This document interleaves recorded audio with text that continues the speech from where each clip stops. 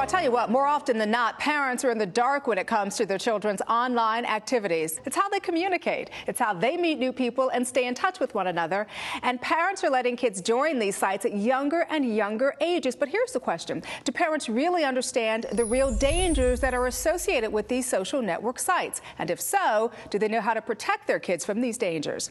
Well, in this Parent Teacher Corner series, Alison Rhodes, the safety mom, a child safety advocate, and Mike Muir from the National Middle School Association will help us to understand these dangers and talk about ways that we can help protect our kids on social network sites. Good morning to the both of you. Good morning. You know, Alison, I do want to start with you. What are some of the dangers of these sites? You know, it's mind-boggling what's going on out there. 1 out of 2 kids are cyberbullied online now. There are over 5 million online predators online at any given time. Gosh. It's horrifying, and they have access to your kids. But it's not just who's out there, it's what your kids are doing. They're posting photos at record speed and not understanding the consequences that can follow them from college and beyond to trying to get a job. We need, as parents, to understand and help them understand how to keep themselves safe. That's so true. You post that picture, it's there forever. They don't know that. They don't. You know, they don't know clue. that. It's true. And I want to talk to you about middle school, because that's the age where they think they know, but they really don't know, right? So what are you seeing?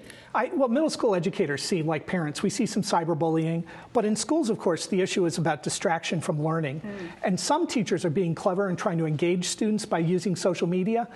But their challenge is to do that within all the privacy rules that schools work with. You know, so that's kind of on the teacher side. But what can we do as parents to protect our kids? Sure. I have 3 recommendations for parents. The first is work with your schools. Make sure that they're teaching a digital citizenship and internet safety program if they're not already, and work with teachers to find academic uses for social media so children can learn appropriate use. The second is make sure you're having conversations with your child. Discuss the potential dangers of social media as well as what they like about it. And also talk with them daily about what they're seeing online so you can help them make sense of it. The third item is supervise, supervise, supervise. Friend and follow your children and insist that they give you their passwords to their site so that you can log into their account, and make use of any tools that will help you monitor what their behavior is online. You know, I think that's interesting, because if you ask your kid, hey, listen, I need your password, I need this, I need that, they'll balk at that, right? They don't want to give you that information. They do want to maintain that sense of privacy. You want them to maintain that sense of self, but as a parent, you really are kind of like the police. You have to monitor what your kids do. And speaking of that, this young lady is the mother of 7. And thanks for saying I'm a young lady. How do you do it? I mean, certainly there's a lot of policing. There is a lot of policing. And you know what? It is policing. I get this all the time. I want to be friends with my kid. No, they have enough friends. They only have one set of parents. Yes. And I heard somebody say, if your teen likes you, you're doing something wrong. It's our job to protect them, and we need to know what's going on. They're living online. We can't talk to them in our language. We need to talk to them in their language where they're at. And that's the way to get through to them. I think that's great, because I remember my mom used to say to me as a kid, well, you don't understand it now, but you will. And I'd be like, wah, wah, wah. But now I so get it. Isn't it amazing? It's amazing. So thank you both for coming by and sharing this information. Mike, good to see you. Thank you. Thank you. This is an important issue parents need to take very seriously. Oh, absolutely it is. And don't go away, because after the break, we'll talk specifically about the ways parents can help keep their kids safe in today's digital world. So you don't want to miss it. Stick around.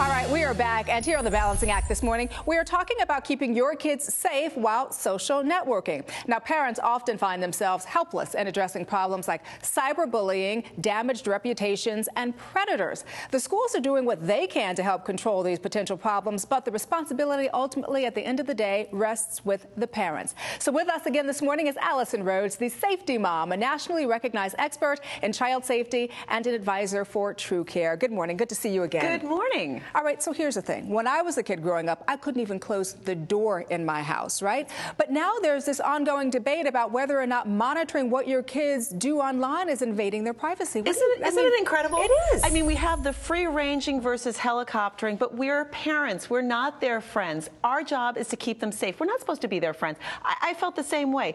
But the problem is there's so many other dangers out there that parents don't even understand, such as the cyberbullying. Parents need to be educated, but they need tools to help them.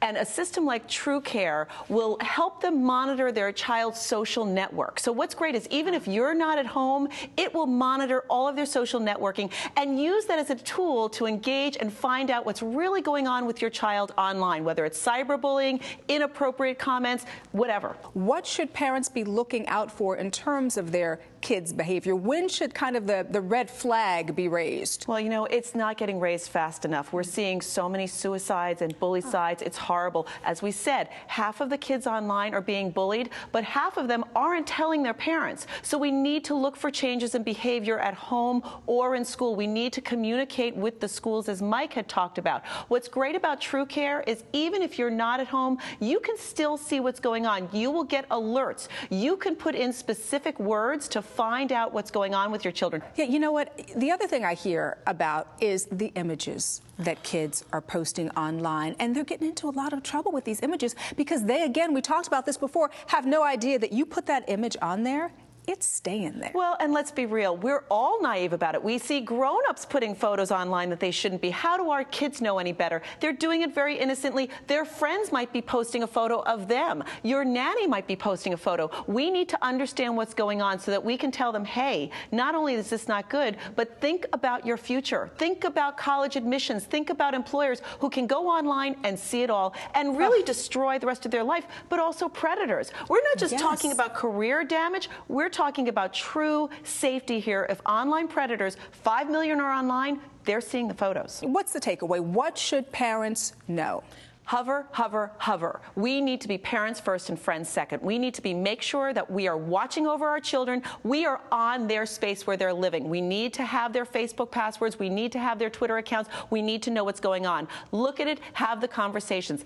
Get services such as TrueCare that will allow you to have a conversation with your child and say, I see this person online. I see what they're saying. What do you think about this? What's going on? Tell me what's happening at school. Get in that conversation. Engage your child. Help them to stay safe online. I think this is such great advice, and I think that the big takeaway for me is, you know, you can't be their friend. No. You can be their friend later when they're grown up. Exactly. But now you've got to be their parent. And so I think that by doing some of the steps that you outlined will really help us with that. Thank you. In this new technology age, things have changed. That's right. They're going to be online. Embrace it, but learn how to use it safely. All right. Well, Alison, thank you. It was a pleasure meeting you. Thanks for being here.